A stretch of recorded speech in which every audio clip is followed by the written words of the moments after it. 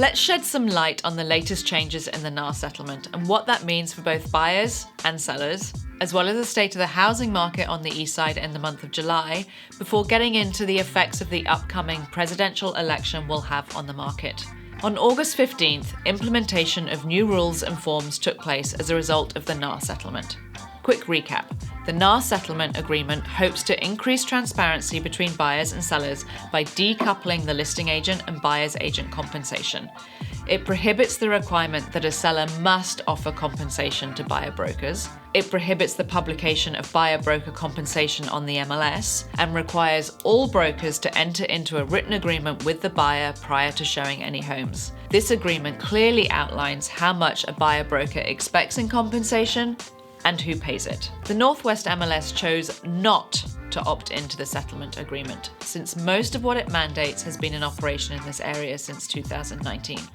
This is not the same elsewhere in the country, so don't be surprised by sensational headlines in coming days and weeks. Unlike many markets, the Northwest MLS will continue to publish the buyer-broker compensation being offered by the seller. Sellers have full control over how much they are willing to pay a buyer-broker, from a percentage of the sales price, a flat fee, or nothing at all, should they choose. While our policies aren't changing that much, the paperwork is, with new listing agreements and updated buyer agency agreements. The new listing agreement gives sellers 3 options. Agree how much they are willing to offer as buyer-broker compensation and have that published on the MLS and associated websites. Invite the buyer to request how much compensation they require from their buyer-broker as part of their offer, or offer no compensation at all.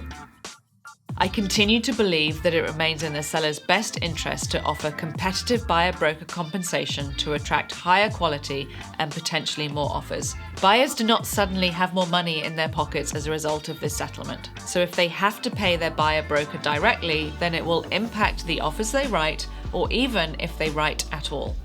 If you have any questions about the NAR settlement, reach out to me today. Now, let's get to the fun stuff. Here is how the housing market performed in July. $1.62 million. That was the median closed sales price in July for a single-family home on the east side, down slightly from last month and 5% lower than this year's peak of $1,699,000 in May. Inventory has risen to 1.2 months supply compared to April's low of 0.6 months supply. It's no coincidence that May's peak prices followed the lowest month of inventory, since homes that closed in May would have gone under contract in April. Here's the question people keep asking me. Are properties still selling above list price? Well, let me tell you. In July, 43% of homes did, and for an average of 5% over list price. These figures are lower than the April highs of 59% selling above list price, and for an average of 9% more. This seasonal variability is to be expected as we move through the yearly real estate cycle. Seasonal variations contribute to market stability, preventing unrealistic price increases and inventory shortages. Today, with more properties on the market and fewer multiple offers, it feels as if the market is less healthy than it was in the spring, when actually it's quite strong and stable. As I said, real estate is a seasonal business, and I feel that making month-to-month comparisons is akin to stepping on the scale every day when you're trying to lose weight. Sometimes we need to step back and look at different metrics. Here are a few market indicators. In July, we saw 622 pending transactions, up 11% year-to-date and up 15% from this time last year. Median closed sales price of $1.62 million represents an 8% year-over-year increase and 14% year-to-date increase. Rewind to July 2023 and inventory was at 1.3 months, with 36% of homes selling above list price.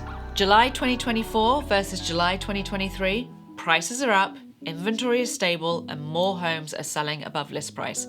All indicators of a very healthy market. Real estate is a long-term game. Don't wait to buy real estate and wait. Which leads me to the presidential election in November. What will happen if the other party wins? Will prices fall? Will they increase? Will the market slow down with fewer home sales? Historically, homes have increased in the year following 9 of the last 11 presidential elections, with 1980 and 1988 being the 2 exceptions. Home prices have increased after 7 of the last 8 presidential elections, Only the 2008 election saw a decline in prices due to the ongoing recession. Data aside, elections can introduce uncertainty, causing potential buyers and sellers to delay major decisions. Conversely, a decrease in interest rates could stimulate much more buyer activity.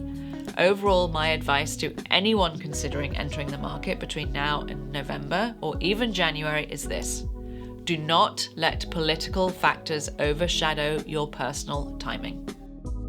For more personalized real estate advice, let's schedule a conversation. This is Ali Mills with Windermere's Ali Mills Group, your key to achieving your real estate dreams.